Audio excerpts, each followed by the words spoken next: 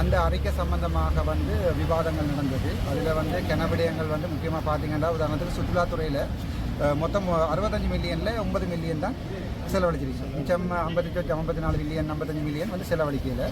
So அது சம்பந்தமான கேள்வி கேட்ட நேரில் பாராளுமன்ற உறுப்பினர்கள் எங்களை பெருத்தக்கூடாது அப்படி இப்படின்னு சொல்லி எங்களை தங்கமுத்து சத்தியமூர்த்தி உட்பட கணவர் வந்து சொன்னவர் எங்களை இப்படி கேள்வி கேட்கக்கூடாது. ஆனால் எங்களுடைய கௌரவ அமைச்சர் தெளிவாக சொல்லியிருக்கிறார். நான் சொன்ன எல்லாத்தையும் ஏற்றுக்கொண்டிருக்கார். நான் சொன்ன சில நேரம் விளங்காமல் இருக்கலாம். அந்த உதாரணத்துக்கு பார்த்தீங்கன்னு சொன்னால் யாழ்ப்பாணம் பெரிய கலாச்சார மண்டபம் ஒன்றை கட்டிருக்கணும். அதுக்கு வந்து எந்த ஃபேஸ் போகுது, எந்த எவ்வளோ காசு செலவழிச்சிருக்கோம் என்னன்ற அடிப்படை அறிவு கூட இல்லை. அப்போ நான் சும்மா கேட்டேன். அதுக்கு ஒரு படமையாப்பு ஒரு அந்த கச்சேரியை கட்டுறேன்னு சொன்னால் ஒரு ப்ராஜெக்ட். அது ஒரு ப்ராஜெக்ட். இந்த ப்ராஜெக்ட்டுக்கு ப்ராஜெக்ட் மேனேஜ்மெண்ட் தெரிஞ்சாக்கள் இருக்கணும். வேறு நம்மளுக்கு 2 பார்த்தீங்களோ தெரியாது. அப்போ நான் அவரை கேட்டேன், ப்ராஜெக்ட் வந்து ஒரு project business case, business charter அதெல்லாம் இருக்கா, கம்ப்ளீஷன் ரிப்போர்ட் இருக்கா, மானிட்டரிங் எவல்யூஷன் ரிப்போர்ட் இருக்கா, அது தவிர லெசன் இருக்கா, இது 10 வருஷம் ப்ராஜெக்ட் இருந்தால் ஏன் இப்போ 4-5 வருஷமாக போக சம்பந்தமான கேள்விகள் கேட்கல. அவள் என்னென்றால் நீங்கள் கேட்கக்கூடாது சம்பந்தமான கேள்விகள் என்ற மாதிரி. அப்போ நான் அதை தெளிவாக வழங்கப்படுத்தினேன். அது தவிர இந்த அரசாங்க உத்தியோகம் நச்சு முடிக்கணும்னா ஒருத்தருமே கேள்வி கேட்கக்கூடாது.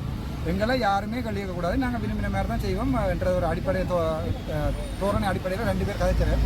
முக்கியமாக வந்து எங்களுடைய யார் எலெக்ஷன் ரிப்போர்ட் இன்ஜினியர், 2வது வந்து சுகாதார செயலாளர், மாநகர சுகாதார செயலாளர், 3வது வந்து 6வது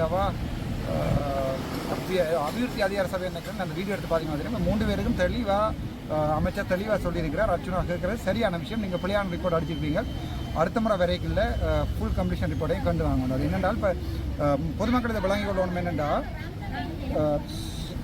பொதுமக்கள் இதை வழங்கிக் கொள்ளணும் என்றால் இப்போ உதாரணத்துக்கு அரசாங்கம் வந்து இப்போ 4000 மில்லியன் வந்து யாழ்ப்பாணத்துக்கு நிதிக்கு ஒதுக்கீடு செய்கிறேன்டா அந்த நிதியை எப்படி பாவிக்கிறோம்ன்றது இந்த டிசிசி டிஸ்ட்ரிக்ட் கோஆர்டினேட்டிவ் கமிட்டி மீட்டிங்கில் தான் நாங்கள்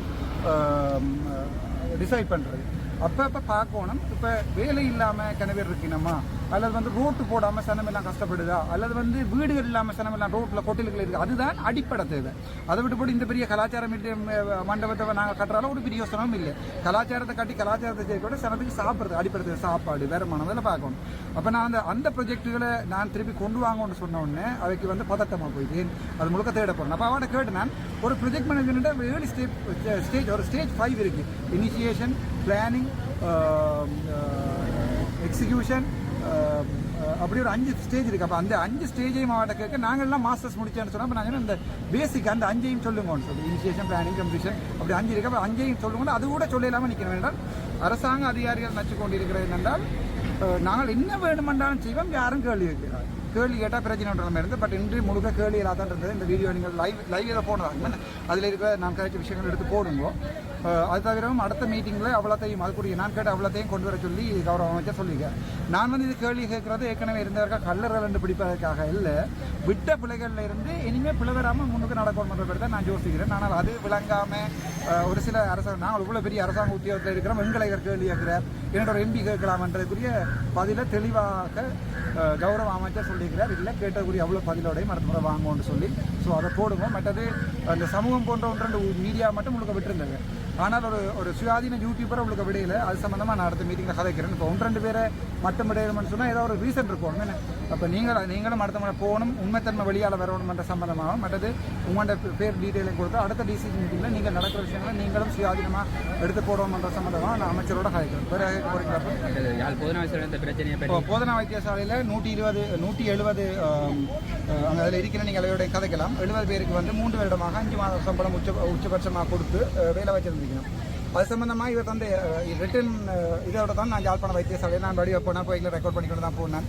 போய் வணக்கம் டாக்டர் சத்தியமூர்த்தியை சொல்லி போனால் இருந்தால் அந்த ரெக்கார்டிங் வழியால் வந்திருக்கும். அது சம்பந்தமாக வைத்திய சத்தியமூர்த்தி இன்றைக்கு கூட என்னோட டிசிசி மீட்டிங்கில் நிலைமை காய்ச்சுவார்.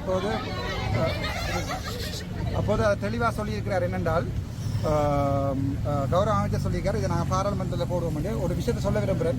பாராளுமன்றம் நான் செவ்வாய்க்கிழமை போகக்கூடாதுக்காண்டி பகிரது பிரதினம் செய்து கொண்டிருக்கிற தானா சங்கமூர்த்தி, இந்த பேர் தானா சங்கமூர்த்தியில் தங்கமூர்த்தி சத்தியமூர்த்தி சரிதானே. அதாவது வந்து ஒரு சில பேருக்குள்ளால வந்து கணவர் யாழ்ப்பாணத்தின் கணவர் வைத்தியர்கள் கணவர் ஒன்று சேர்ந்து, இவர் இல்லை வேறு கணவர் ஒன்று சேர்ந்து மேல் நீதிமன்றத்தில் ஒரு வழக்கை தொடர்றதுக்கு ஸ்டார்ட் பண்ணியிருக்கிறோம். அது சிம்பிளா போட்ட உடனே அந்த வழக்கு போயிடும். பட் அது இங்கே காசு செலவழிக்கிறவங்க பார்த்துட்டு இருக்கேன். வழக்கு நடக்கட்டும். வேறு ஏதாவது கேட்க போறீங்களா? பட் இவருடைய பிரச்சனை பாராளுமன்றம் கலைக்கப்பட்டு அங்கே இவர்களுடைய வேலை சம்பந்தமாக அது வந்து லேபர் லோ ஒன்று இருக்குது. அதாவது வந்து வேலை செய்யும் தமிழ் தெரியாது, லேபர் லோ ஒன்று இருக்குது. அதில் ஒரு மேக்ஸிமம் 6 மாதம் தான் ஒரு ஆளை நீங்கள் வேலைக்கு வச்சிருக்கலாம். ஒரு மாதமும் ஒரு நாளோ வேலைக்கு வச்சிருந்தாலும் இபிஎஃப் இடிஎஃப் கட்டாயம் நீங்கள் கொடுக்கணும். இப்போ ஒன்றுமே இல்லாமல் அந்த பிள்ளைகளை ஒரு 3 வருஷமாக டாய்லெட் க்ளீன் பண்ணவும், பேஷண்ட்ஸ் இந்த இது புண் க்ளீன் பண்ணாமல் அதை க்ளீன் பண்ண வச்சுக்கொண்டு தொண்டர் அடிப்படையில் தான் வேலை செய்கிறேன்றதும் அதுக்கு பிறகு இவர் சொல்லியிருக்கார். இவருடைய ஏஓமே சொல்லியிருக்கணும் என்னடா, நீங்கள் 7 மணிக்கு முன்னம் வந்து புத்தகத்தில் சைன் வச்சா உங்களுக்கு வேலைக்கு முன்னுரிமை உண்டு. அதுக்கு பிள்ளைங்க அப்படி ஒரு எந்த அரசாங்கம் கொடுக்குமாண்டு அது சம்மந்தமாக சுகாதார அமைச்சரோட கைக்கு சிரிக்கணும். அது சம்மந்தமாக பாராளுமன்றத்தில் போய் இன்கொயரி வரைக்கும் நினைக்கிறேன். சத்தியமூர்த்தி அவர்கள் பாராளுமன்றத்தை கூப்பிடுறது மட்டுமல்லாமல் அந்த இன்கொயரியை பாதிக்கப்படாமல் இருக்கணுன்றதுக்காண்டி சத்தியமூர்த்தி அவர்கள் இடமாற்றம் செய்வார்ன்றக்குரிய உத்தரவாதம் தரப்பட்டது. நன்றி. அடுத்தது வந்து சார், உங்களுக்கு எதிராக வந்து தவறான கருத்துக்களை பரப்பின ஊடகங்களுக்கு சட்ட நடவடிக்கை எடுப்பீங்க? முக்கியமாக பார்த்தா அந்த சமூகம் போன்ற ஊடகங்கள் பார்த்து அதை விட ஒரு தனிப்பட்ட யூடியூபர்ஸ் நான் உண்மையாகவே தம்பி மேலே தான் பார்க்குறேன். நான் இப்போ ஒரு வலை கொண்டு போட்டு இப்போ சுப்ரீம் கோர்ட்டுக்கு கொண்டு போனால் ஒரு முறை வேறு இறங்குறதே லட்சக்கணக்காக முடியும். இந்த யூடியூபால் வருமானத்தால் செய்யலாது. நான் பார்க்குறேன்னு சொன்னால் இல்லை இவங்கள் ஏதோ இல்லை இருக்கிற கோபத்தில் இப்படி செய்திருக்கிறாங்கிறத நான் யோசிக்கிறேன். ஒரு லாஸ்ட் வார்னிங் கொடுக்குறேன். சரியான விஷயத்தை சரியாக போட்டேன். இப்போ டாக்டர் அர்ச்சனா போய் இந்த வைத்திய சங்கத்தி முதல் வெரைட்டி நேரம் போடுவேன். நானே போடுறேன். நீ ஏன் போடுறேன்னு நான் HDயில் 4Kயில் போட்டிருக்கேன். தமிழ்நாடு சொல்லியிருக்கேன் அவனுக்கு. அவர் என்னென்றால் இதே வைத்தியசாலை ஊழியர்கள் தான் நிலத்தில் போட்டு அடித்ததையும் தரதரம் இழுத்து கொண்டு போனதையும் இந்த வீடியோக்கள்லாம் இருக்குது. அதோட ஒரு பாராளுமன்ற உறுப்பினரை போக முடியாதுன்னு சொன்னது என்ற ஒரு கேள்விக்குரிய அவர் இப்போ கூட அதே மாதிரி மாற்றி கதைச்ச மாதிரி சொல்லி அவர் கதைச்ச விஷயத்துனா அந்த ஒரு you are supposed to call me சார்ன்றது வந்து என்னென்னா, நீங்கள் என்னுடைய என்னை சார்ன்னு கூப்பிடக்கூடிய நிலைமைக்கு தள்ளப்பட்டு இருக்கிறீங்கன்றதை நான் சொல்கிறேன். யூ கால் மீ சார்ன்னு நான் சொல்லல. அப்போ நீங்கள் கதைக்கே ஒரு நாளுமே நான் சார்ன்னு என்ன கூப்பிடுறேன், அண்ணாண்டு தான் கூப்பிடுறது நான் கூட இல்லை. எனக்கு அப்படி தேவையும் இல்லை. நான் அப்படியான ஆளும் இல்லை. அப்படி இது வரைக்கும் டாக்டராக வேலைக்கு கூட என்ன ஒருத்தரும் இவன் வேலை செய்கிற ஸ்டாஃப் சார்ன்னு சொன்னால் நீங்கள் சார்ன்னு சொல்கிறேன், அண்ணாண்டு கூப்பிட்டு தான் நான் கதைக்கிறாள். இவன் நேர்சி ஸ்டாஃப் என்ன சார்ன்னு கூப்பிடக்கே நான் வேணாம்னு சொல்கிறேன். நான் அதுதான் என்னுடைய கேரக்டர். அதே அப்படி தேவையில்லை. கேளுங்க. சரியா சந்திப்பேன் நாங்களா இருக்கேன்.